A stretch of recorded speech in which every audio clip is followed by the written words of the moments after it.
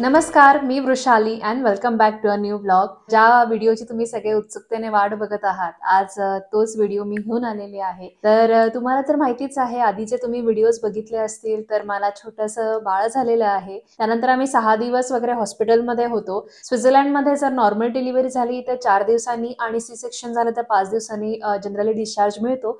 पण बाळाला जॉन्डिस झाल्यामुळे आमचे 1-2 दिवस वाढत गेले आणि त्यानंतर फायनली तो दिवस आला जिथे मी घरी जाणार होते. आणि खरं तर मला इतकं बरं वाटत होतं, कारण खूप उन्हाळा होता आणि हॉस्पिटलमध्ये इथे एसी हा प्रकार अजिबात नसतो. इथे कंपल्सरी एक रूल आहे, जर तुमच्याकडे गाडी असेल तर बाळाला न्यूबॉर्न बेबीला कारसीटमध्ये बसूनच न्यावं लागतं. आणि जर तुमच्याकडे गाडी नसेल तर तुम्ही जे काही मोड ऑफ ट्रान्सपोर्ट यूज करणार आहात तर त्यासाठी तुम्हाला प्रॅम लागते. सो त्यामुळे आम्ही आता इथे सगळी तयारी करतोय. तर आता मी हॉस्पिटलला आलो आहोत आणि आज मोस्टली डिस्चार्ज होईल. विशाली आणि बाळा दोघांचं स्वागत करणार. आता मी वॉर्डमध्ये चाललोय, रूमवर जाऊन बोलूया. तर आता आम्ही फायनली 6 दिवसांनी जातोय घरी. या कठोर प्रवासातनं सक्सेसफुली पार केल्याबद्दल धन्यवाद. येस. सो आज आम्ही प्राऊड पेरेंट्स बनून आमच्या बाळाला घेऊन चाललो आहोत.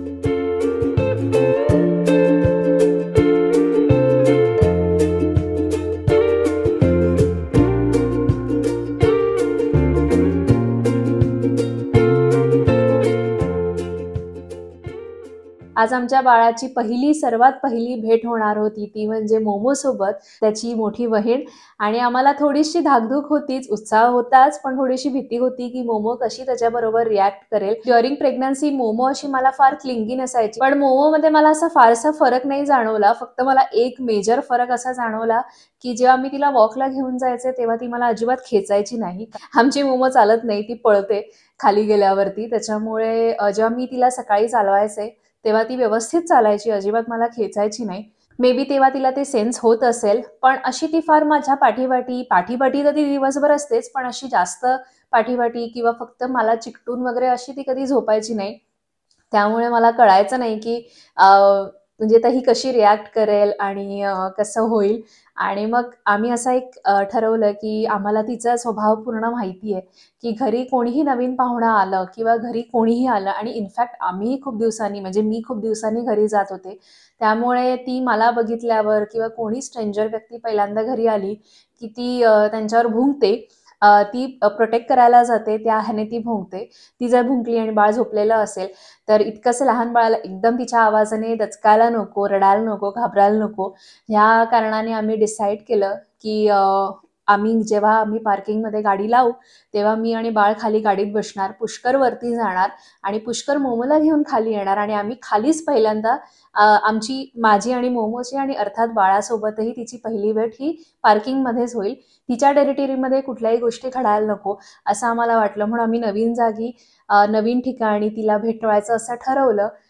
त्यानंतर पुष्कर वरती गेला, मोमोला खालती आणलं. बाळ आणि वृषाली खालीच आहेत, तर मोमोला खाली घेऊन चालले.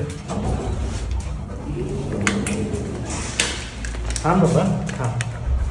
A few moments later.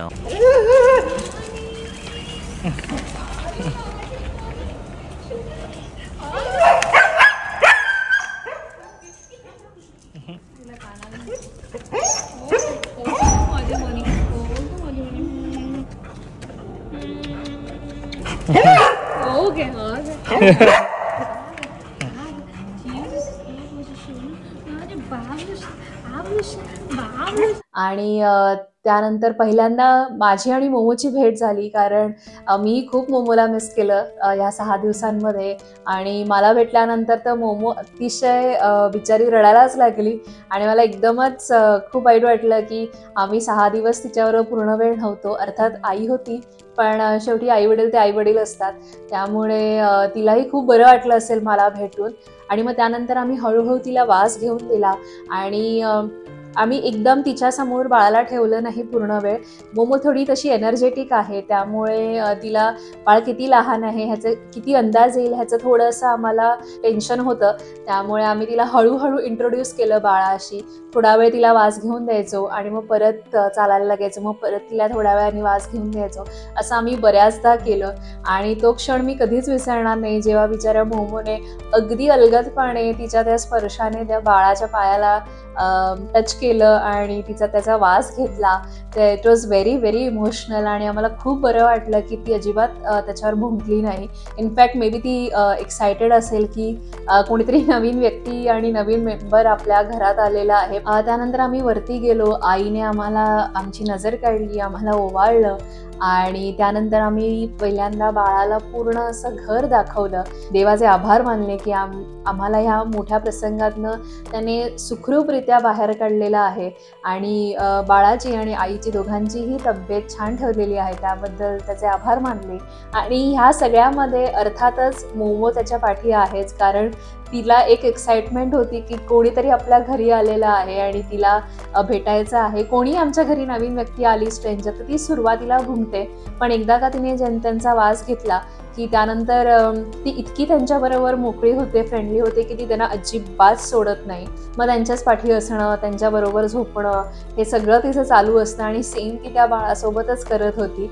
आणि त्यानंतर जसं बाळाला पाळण्यात ठेवलं, तो झोपला.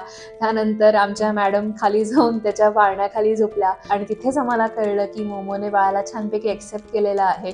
तिला हा जो कोणी नवीन मेंबर आमच्या घरात आलेला आहे तो आवडलेला आहे आणि ह्याच्यातच आम्हाला खूप खूप बरं वाटलं, समाधान वाटलं. असं म्हणतात की कुत्र्यांना बाळाबद्दल असा एक नॅचरली प्रोटेक्टिव्ह इन्स्टिंक्ट असतो. त्यांना हे घरातल्या एनर्जीज, आजूबाजूचं वातावरण, माणसं हे फार लवकर कळतात आणि ओळखता येतात. की असं म्हणतात की ते त्यांना बाळाला पण त्यांच्याच पॅकमधला एक सदस्य मानतात आणि त्याच्यामुळेच बाळ रडलं की त्यांना पहिल्यांदा कळतं, किंवा बाळ जर झोपलं असेल तर त्याच्या आजूबाजूला पहारा देणं, ह्या सगळ्या गोष्टी कधी कधी आईवडिलांपेक्षाही बाळाला काय होतं हे त्यांना आधी कळतं. डॉग्सचं आणि बेबीजचं की हे जे नातं आहे ते खूपच वेगळं आहे, अतूट नातं आहे आणि ते खूपच छान प्रकारे असं जसजसे ते मोठे होतात, बाळ जसजसं मोठं होतं तसं ते छान वेगवेगळ्या टप्प्यावर वेगवेगळ्या रीतीने उलगडत जातात. त्यामुळे अजून तरी मोमो फक्त बाळाला बघते, मध्येच येऊन वास घेते, चाटून जाते, नंतर तो झोपला असेल त्याच्या पाळण्याखाली जाऊन झोपते. तर हे सगळे प्रकार आत्ता चालू आहेत आणि जसा तो मोठा होईल, चालायला लागेल, तेव्हा मग एकमेकांची खेळणी, भांडणं, केस ओढणं हे सगळं या सगळ्या गोष्टी होणार आहेत आणि आय एम व्हेरी शुअर की हे सगळं बघायला तुम्ही पण तेवढेच एक्सायटेड असाल. मी स्वतः खूप एक्सायटेड आहे. हे जे काही क्षण आम्ही जे टिपलेले आहेत आणि आम्हाला खूप आनंद होतो की ॲटलीस्ट आज यूट्यूबच्या माध्यमातून जेव्हा आमचं बाळ मोठं होईल तेव्हा त्याला आम्ही हे सगळे व्हिडिओज दाखवू शकू की त्याची पहिली भेट त्याच्या बहिणीसोबत कशी झालेली, तिने कसं त्याला एक्सेप्ट केलेलं, कसं तिने त्याला छानपैकी टच केलेलं, ह्या सगळ्या गोष्टी त्यालाही बघून खूप छान वाटेल. आणि आमच्यासाठी तर हा अविस्मरणीय दिवस होता. मोमो, दादा कुठे आहे? छोटा दादा कुठे आहे? तुला खेळायचं त्याच्याबरोबर? तो गाई करतोय का मोमो? तर अशा प्रकारे आमच्या मोमो मॅडम इथे बसलेल्या होत्या. त्यांना इथे यायचं नव्हतं व्हिडिओत बहुधा, मी आता जबरदस्तीने तिला आणलेलं आहे. तुमच्या घरात पेट्स असतील आणि तुम्हाला पण असे काही छान अनुभव आले असतील तर मला नक्की कमेंट सेक्शनमध्ये सांगा. मलाही ते वाचायला आणि ऐकायला आवडतील. आणि हा जर व्हिडिओ तुम्हाला आवडला असेल तर नक्की लाईक करा, शेअर करा आणि सबस्क्राईब करा. भेटूया नेक्स्ट व्हिडिओमध्ये. तोपर्यंत बाय बाय.